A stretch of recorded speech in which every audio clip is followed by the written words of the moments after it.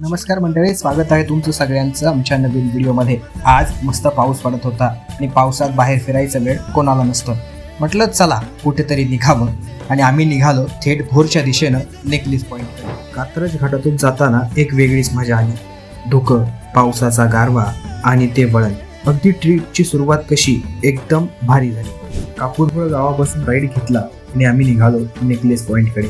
आणि खरं सांगतो मित्रांनो, वाट इतकी सुंदर होती की मन अगदी हरवून गेलं। नेकलेस पॉईंटला पोहोचलो, थोडं थांबलो, फोटो वगैरे काढले आणि मध्येच पुन्हा जोरदार पाऊस सुरू झाला। पण त्यातच खरी मजा होती, कारण आम्ही ह्या ट्रिपला पावसात भिजण्याचा आनंद घेण्यासाठी आलो होतो। अशाच या पावसाच्या वातावरणात ताज्या उकडलेल्या शेंगाही मिळाल्या। पावसात उकडलेल्या शेंगा खायची मजा काही वेगळीच असते। परतीच्या वाटेवर पुण्याकडे येताना थोडा थांबलो आणि गरमागरम भजी घेतली। पाऊस आणि गरमागरम भजी म्हणजे एकदम परफेक्ट कॉम्बो। ही एक आमची छोटीशी ट्रिप होती, पण मनाला अगदी रिफ्रेश करून गेली।